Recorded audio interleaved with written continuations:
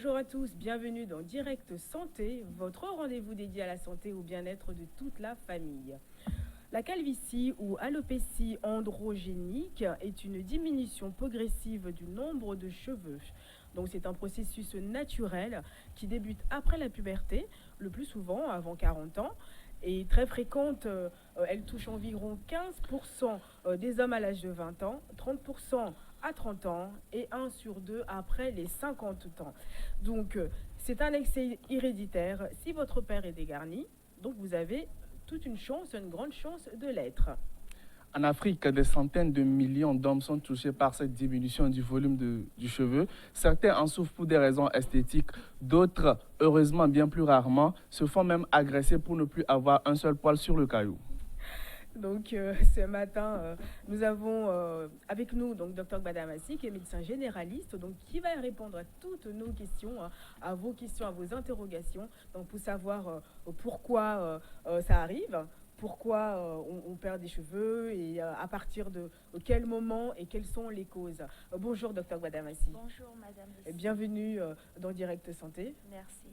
Donc je suis aussi également accompagnée de mon binôme Dr Fessal. Bonjour Dr Fessal, Bonjour, comment ça va? Je vais très bien. Donc Dr Gbadamassi, donc, on a un peu détaillé la calvitie. Disons que c'est un problème d'homme. On est rarement, nous les femmes, touchées par ça. Qu'est-ce que c'est exactement la calvitie, docteur? Merci Madame Lucie. En fait, la calvitie, encore appelée alopécie androgénétique, c'est un processus de perte de cheveux et qui provoque un dégarnissement plus ou moins important du sommet du cuir chevelu. Et donc, ça arrive comment Ça arrive comment? On se lève un matin et puis on se brossant les cheveux. D'abord, la calvitie, c'est une hérédité. Elle est héréditaire. Oui. Elle est liée, elle est due à un excès d'hormones mâles. Alors, comme on voit un petit peu la chute de cheveux que certains hommes, voilà. Exactement. Mais dans certains cas particuliers, oui. elle peut arriver au cours d'un stress permanent. Elle peut être due à un stress permanent, à une mauvaise hygiène de vie, à une carence alimentaire et aussi à certaines prises médicamenteuses. Alors là, on peut avoir une calvitie qui se déclare brutalement. Il faut directement penser à un stress permanent. Donc un choc peut arriver et ça peut provoquer ça, c'est ça? Oui. Et docteur Fessal, comment vous l'expliquez ça, juste un stress et puis on perd les cheveux? Oui, en fait la calvitie, comme elle a dit, c'est un processus de perte de cheveux. Donc elle est due en fait à plusieurs facteurs, elle a plusieurs causes, entre autres des causes hormonales, surtout avec le variant héréditaire. Donc voilà, et avec le stress ou en fonction des conditions de vie, il y a quand même des hormones qui sont sécrétées. Voilà, donc une fois ce stress déclenché, il y a de ces hormones qui sont sécrétées et bon voilà, le processus hormonal fait ensuite que attaque voilà directement les cheveux, voilà, et ce sont les cheveux qui subissent en fait les conséquences de ce stress. Et quels sont les premiers signes? Comment on arrive à reconnaître que c'est le début? Déjà, comme premier signe de la calvitie, on commence à remarquer une perte abondante de cheveux. En se brossant? Oui, on remarque une perte abondante de cheveux et souvent, la calvitie attaque souvent les zones de la tempe, au-dessus de la tempe, au niveau du front et au niveau du dessus du front. Donc ça, c'est les différentes parties de la tête qui sont touchées par ça. Oui. Alors là, on remarque déjà, cette perte commence à inquiéter le monsieur et là, ça continue. Donc, il faut donc dire alors qu'il y a des zones quand même qui peuvent ne pas être touchées ou qui sont rarement touchées par cette calvitie. Oui, il y a la zone, la couronne l'arrière du crâne les cheveux qui sont là-bas ne tombent jamais. C'est vrai que quand on voit, on remarque bien, les cheveux ne tombent pas au niveau de là. Voilà. Et souvent, quand on voit aussi, je vois les gens qui sont touchés par la calvitie, oui, c'est vrai, ça descend pas. Ça descend pas au niveau de la nuque. Oui. Comment ça se fait, ça? C'est cette partie-là qui fait repousser plus les cheveux. Oui, en fait, on va en arriver là. Ouais. Ok, mais docteur Fessalou, ça va encore? Vous avez... c'est bien, c'est plein là. Oui, j'ai une vie moins stressante. Donc, Ah bon, avec tout ce que vous faites? Ah, ouais, la clinique. je gère, mais à la fin, bon, c'est vrai que... Mais c'est une question de gestion. C'est une question de gestion de son stress, hein, parce que déjà, il n'y a pas que la calvitie qui peut en sortir comme conséquence, et il n'y a pas que la chute des cheveux. Le stress a déjà quand même plein d'effets sur votre organisme. Donc, il faut vraiment le savoir gérer Le stress. Et puis le pour stress mieux s'en provoque sortir. énormément d'autres choses. Hein, Bien sûr, c'est de ça que c'est je suis en train grave. de parler comme ça. Ouais, Donc, il faut vraiment pas se focaliser sur la perte de cheveux parce que ça peut entraîner pire que la perte de cheveux. Donc, vaut mieux savoir et bien gérer le stress.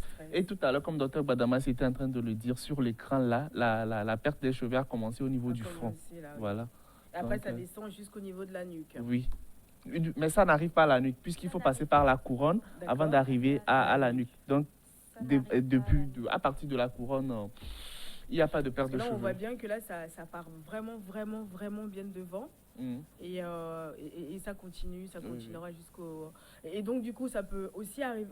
Ça part toujours au niveau du devant ou ça peut partir directement aussi au niveau de la couronne? Directement. Au-dessus, au milieu. Donc, on parle d'héréditaire. Donc, ça veut dire que si un parent est donc à la calvitie, forcément, là...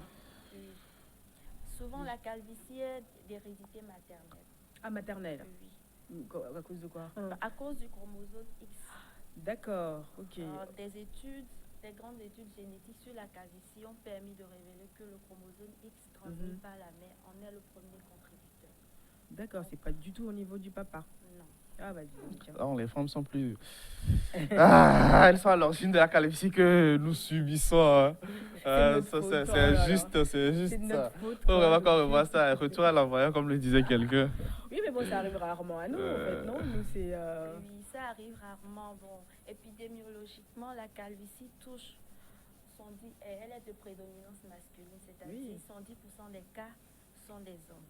Et les 30% restants, ce sont les femmes. Et nous, alors, qui nous les transmet?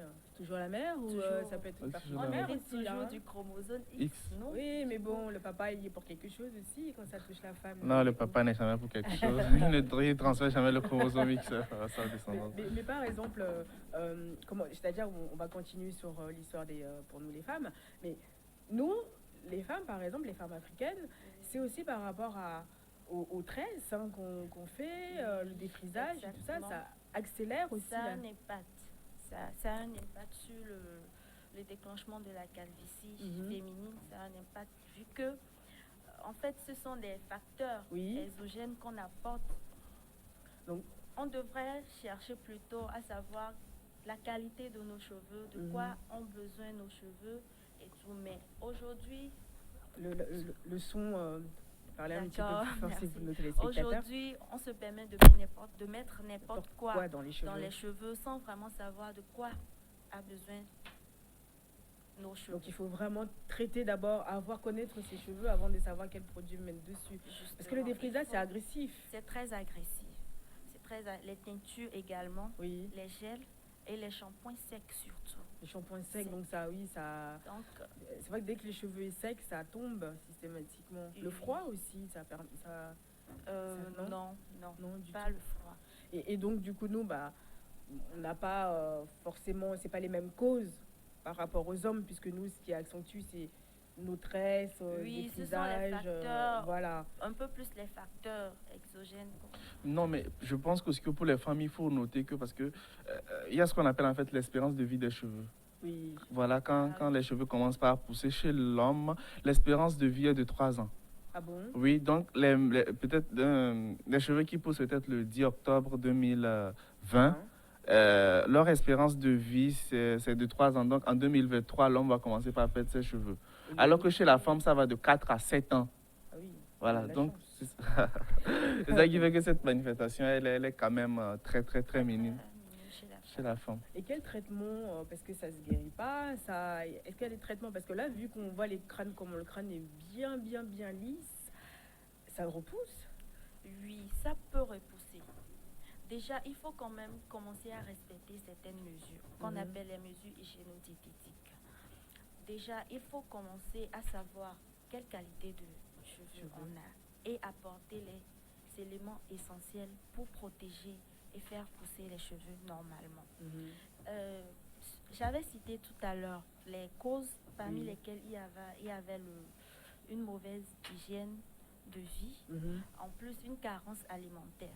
L'alimentation apporte beaucoup à notre organisme ainsi que à nos cheveux. Alors il va falloir adopter une alimentation équilibrée et prioriser les alimentations riches en protéines, en fer, en cuivre, en vitamines A, B, C, en acides gras également. Pour que ça puisse fortifier le cuir chevelu. Les cuirs chevelus. Il faut aussi essayer de se vider de son stress, éviter le stress au maximum, avoir une bonne hygiène de vie. Et localement, il faut aussi éviter tout ce qu'on apporte et qui agresse nos cheveux. Les shampoings, les teintures, les défrisages. Il faut qu'on prenne soin de nos cheveux, mais qu'on sache avec quoi prendre soin de nos cheveux. Il faut prioriser les shampoings doux. Mais les shampoings, parce que tout est là, mais dans les shampoings, les gens ne savent pas. Est-ce qu'il y a des spécialistes ici qui étudient les cheveux pour dire il y a ça qui vous correspond plus parce que vous avez des cheveux secs, vous avez des cheveux... Je pense déjà, à ma connaissance, non. Mais je pense déjà qu'avec l'Internet aujourd'hui... Oui, mais l'Internet aussi sont dû à l'erreur, parce que, Dr Fessal, il y a tout, mais tout et rien. Oui. Il y a tout, mais quand même... Il faut savoir faire le tri, il faut savoir où chercher. Parce qu'aujourd'hui, la publicité, on voit, ce qu'on voit en publicité, c'est pas forcément ce qui est bon pour la peau. Mais après, c'est vrai que chez nous, on parle de beurre de karité ici qui est très très bon. Oui, le beurre de karité est trop doux. Du coup, ça ne peut que nourrir et adoucir les cheveux. Alors, là, ce sont les mesures qu'on peut faire nous-mêmes. Maintenant, il y a les médicaments. Comme traitement local, il y a une lotion qu'on appelle le minoxidil. C'est une lotion d'application locale sur les cheveux. Et aussi, il y a un médicament, la finasteride. On va pas les citer, mais c'est-à-dire, est-ce que quelqu'un qui commence à avoir des problèmes de calvitie doit aller voir quel genre de praticien, Dr Fessal? Est-ce que c'est quelqu'un qui s'occupe des hormones? Est-ce que c'est un dermato? Non, la première personne quand même chez qui le patient doit se diriger, c'est un dermatologue. C'est un dermatologue, vu que c'est le cuir chevelu, donc c'est toujours mieux de commencer par un dermatologue. Maintenant, s'il y a un dérèglement hormonal qu'on doit régler après des bilans qui seront faits, le dermato sera vous guider. Donc quand vous commencez à avoir les signes apparaître, le cuir chevelure, la chute abondante de chute de cheveux, allez déjà soit voir un généraliste qui va vous orienter vers un dermatologue pour savoir si vraiment c'est un début de calvitie ou non. Et après, le dermatologue saura quoi vous dire exactement pour ça. Et donc du coup, est-ce que comme là vous parlez de certains hommes qui, à cause du stress ou à cause des prises de médicaments, mais arrivent à commencent vraiment à perdre des cheveux, comment expliquez-vous ça? Comment ils arrivent, comment ils pourront faire pour pouvoir aussi maintenir en fait ce cap-là, pour éviter d'en arriver à ces débuts de chute de cheveux? Oui, comme je l'ai dit tantôt. Parce qu'il y a des traitements qu'on donne, mais le médecin explique quand même que ces traitements-là, il y a des effets secondaires et que ça peut arriver aux chutes de cheveux ou il faut lire la notice et puis se débrouiller. Oui, il y a des traitements qu'on donne, c'est vrai, mais c'est pas que les traitements qui entraînent ça, c'est beaucoup de facteurs réunis qui entraînent ça. Alors, si l'homme se sent... Il faut parler un peu plus fort pour les téléspectateurs. D'accord. Alors, il y a plein d'autres choses qu'on peut faire pour maintenir la santé de nos cheveux. Oui. Si on ne peut pas faire l'autre, il faut quand même prioriser l'autre côté. Si on se retrouve devant une prise médicamenteuse obligatoire, mais qui aura quand même comme effet secondaire la perte des cheveux, là, je pense qu'on a à la santé, la pathologie pour laquelle on prend ce médicament. Alors, je pense qu'il faut quand même prioriser les autres mesures, les autres conseils. Docteur Fessal, on parlait de la fois dernière, vous vous rappelez qu'on parlait du cancer du sein et par rapport à la chimio aussi qui fait vraiment chuter aussi les cheveux. Oui. C'est un traitement très lourd. Hein, pour, oui. Il y a cette chimie qui fait chuter les cheveux, mais en fait il faut dire que les caractéristiques des chutes de cheveux ne sont pas les mêmes. Oui. Donc on ne peut pas directement indexer ces chutes de cheveux en cas de chimie comme une calvitie. Voilà. Parce que c'est un peu général pour la chimiothérapie, la chute des cheveux. Oui. Ça prend tout le cuir chevelu. Donc oui, les cheveux tombent de partout. Donc la chute se fait de partout. Donc voilà, ce qui ne sied pas ou ce qui ne concorde pas avec la définition que le docteur Gbadamassi nous a donnée tout de suite par rapport à la calvitie qui prive l'arrière à partir de la couronne et en bas du crâne. Donc, cette question est pour vous, docteur Fessal, puisque un homme qui perd les cheveux de devant jusqu'à la couronne, mais se sent comment en fait? Parce qu'il y a des hommes qui sont prêts à tout pour avoir quelques mèches devant. Ils se sentent comment? Ils se sont plus beaux, plus désirés?